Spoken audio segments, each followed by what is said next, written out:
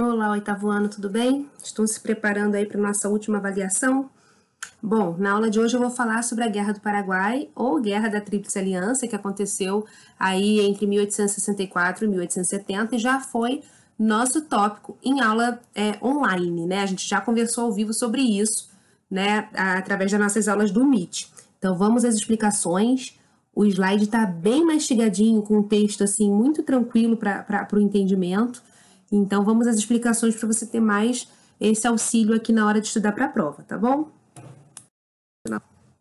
As razões para a eclosão da Guerra do Paraguai, que envolveu aí os 4 países que eu estou informando no slide que fazem parte do Cone Sul, são eles Brasil, Argentina, Uruguai e Paraguai, foram as disputas pelo controle da Bacia do Prata. Né? Essa bacia hidrográfica ela era formada pelos rios Paraná, Paraguai e Uruguai.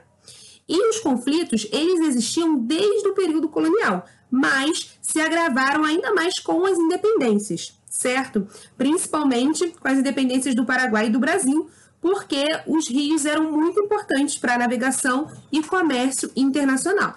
No século XIX, esses países compartilhavam, além das suas fronteiras, o uso, né, desses rios aí que eu citei.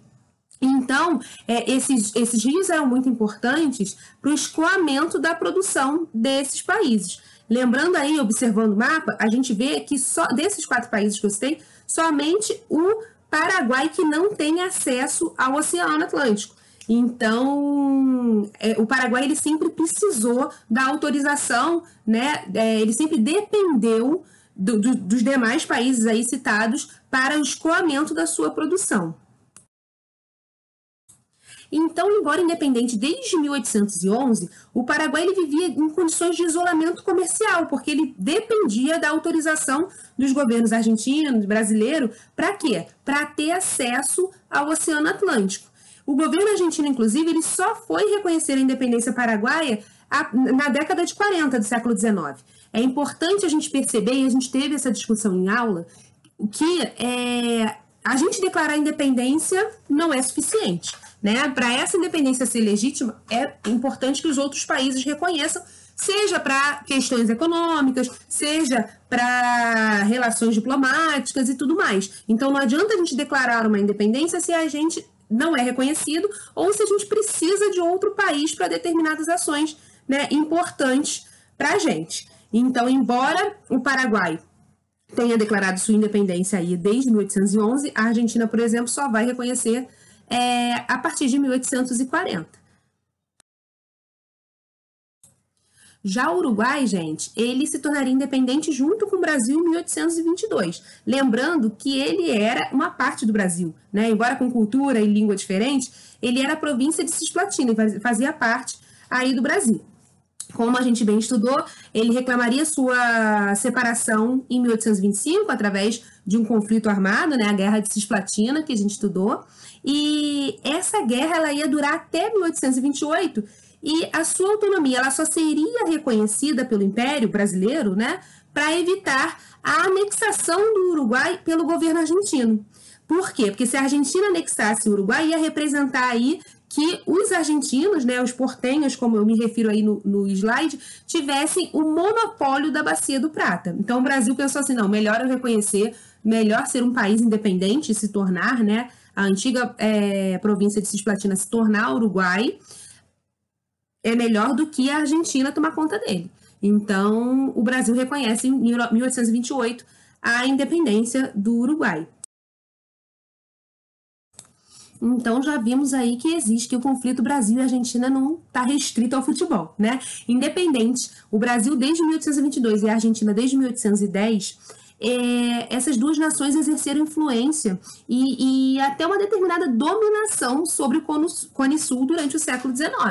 Né? Tem destaque aí os seus governos centralizadores no Rio de Janeiro e em Buenos Aires combaterem as rebeliões separatistas em diversos territórios fronteiriços do Cone Sul, né? Como São Pedro do Rio Grande do Sul e Corrientes, que também foi nosso debate em sala de aula.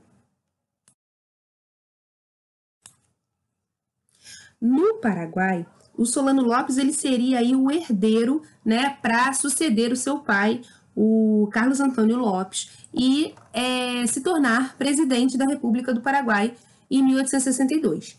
O Solano Lopes ele defendia a modernização do país, tendo como ponto de partida a modernização, né, o desenvolvimento do seu exército.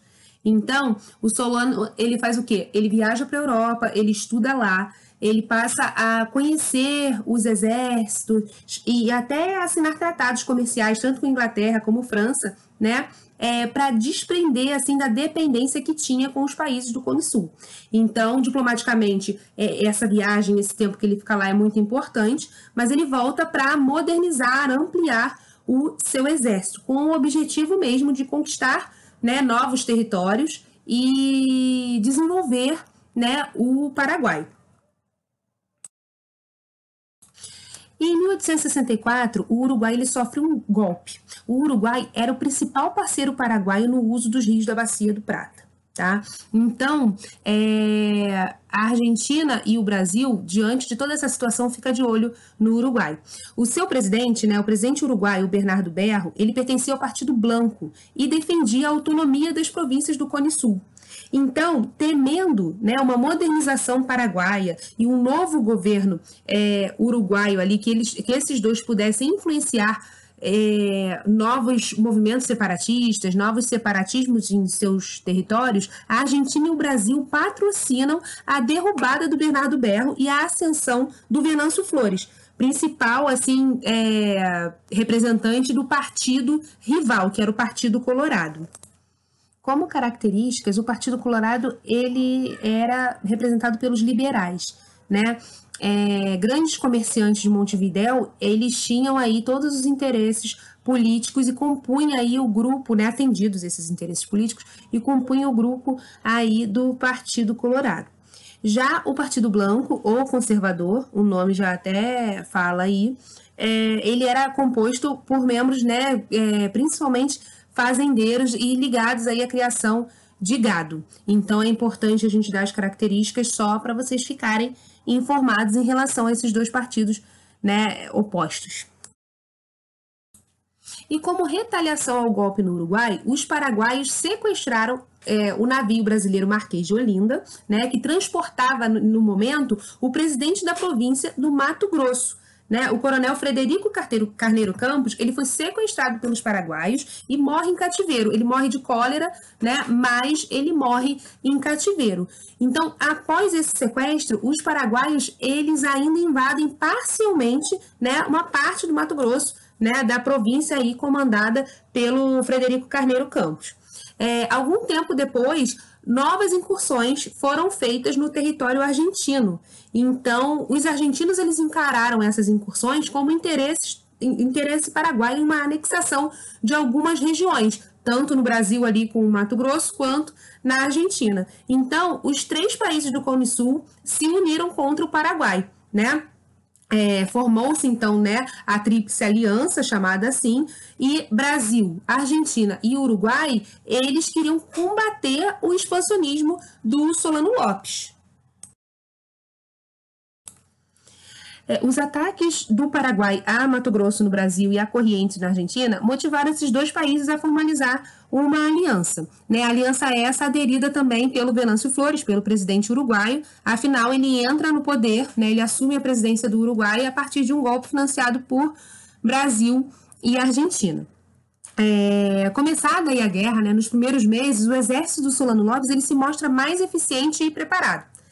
O Solano ele se preparou para isso, né? Ele buscou armamentos, ele estudou, né, sobre essa questão militar e tudo mais. Então, no Paraguai, o alistamento já era obrigatório e, consequentemente, as suas forças eram muito numerosas. Então, rapidamente, eles passam a ocupar territórios brasileiros e argentinos, né? Dominando aí a hidrografia, né, que é compartilhada aí por esses países. Então, um compromisso da Tríplice Aliança, além da derrota, né, do Solano Lopes, era liberar a navegação fluvial nessa região, certo? E a imagem que eu coloquei no slide aí mostra que na propaganda, isso aí foi publicado por um periódico, né, e está dizendo assim que se caça os negros. Então, a propaganda paraguaia, né, para sua população, ela usava um discurso de superioridade racial. Era frequente a gente observar isso. E no próximo slide eu vou continuar com exemplos, né, desse preconceito e desse uso dessa ideia de superioridade. Não são somente os escravizados que vão fazer parte do Exército Brasileiro, e a gente vai conversar sobre isso, que são representados de maneira preconceituosa, né? Nessas duas imagens aí estão representados os nossos, né, líderes. Na primeira tá ali que são os 3 macacos, o imperador, né, o Dom Pedro II, o Tamandaré e o general Polidoro. Então, isso aí são tudo publicações de periódicos paraguaios. E abaixo também esse esqueleto representando o Dom Pedro II, né, e a sua estrutura de governo, e sempre mostrando aí essa questão, né, de ofensa, usando o macaco para diminuir, né, tratando como ofensa ao povo brasileiro. Coube ao Exército Brasileiro, então, o quê? Se modernizar. Foram criadas divisões de estudo dos minerais usados nos armamentos, da geografia do território, né, para conhecer onde se esconder, quais eram as estratégias e tudo mais, e da medicina, para combater as epidemias na região. Lembrando aí, lembra que eu já falei alguns slides atrás que o presidente da província do Mato Grosso ele acabou morrendo de cólera? Essa região aí das fronteiras eram regiões que passavam, né, por períodos de algumas epidemias de diversas doenças, tá? Foram recrutados também os escravizados, tá? Que passaram a ser membros da Guarda Nacional e cinicamente chamados de voluntários da pátria. Por que cinicamente, gente? Porque eles eram obrigados, eles eram escravizados, submetidos a entrarem na Guarda Nacional. Então, não partiam deles, eles eram, né, voluntariamente obrigados a partir aí para a guerra. O comando desse exército coube ao Caxias, né, conhecido aí como pacificador durante as revoltas aí do período regencial. Então, esse quadro aí já mostra, e a gente tem muitos quadros, que eu vou dar uma diquinha aí no próximo slide, a gente tem muitos quadros retratando a Guerra do Paraguai, mas já é aí um avanço do Exército Brasileiro. Ó, coloquei esse slide aí para mostrar o tamanho real do quadro que está ali simbolizado no slide anterior. Fica no Museu de Belas Artes, no Rio de Janeiro. Quando passar a pandemia, quando vocês puderem, né? Seria bastante interessante conhecer esse museu, que não tem só esses quadros enormes e maravilhosos, mas tem outros, sempre exposições muito interessantes, né? Para a gente conhecer, compartilhar conhecimento, né? É muito bacana o Museu de Belas Artes no Rio de Janeiro.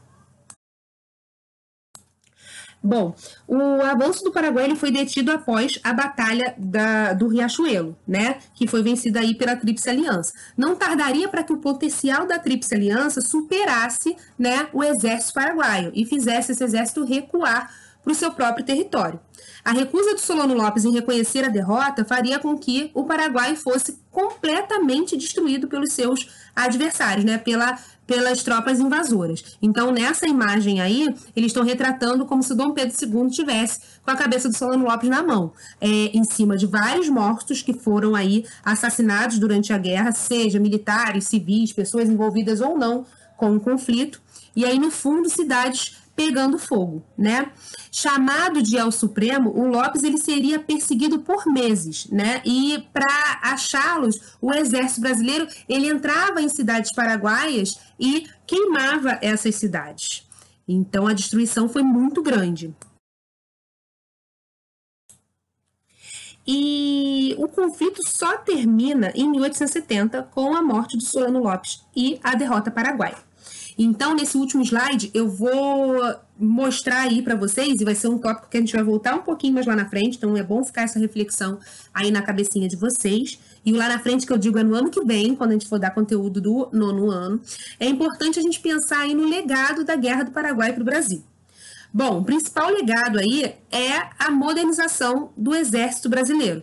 Esse exército ele se torna um ator influente na política, né? Ele volta, os militares eles voltam com o moral de ter, né, saído vitorioso na guerra e criticando a corrupção e os interesses dos coronéis na Guarda Nacional, tá?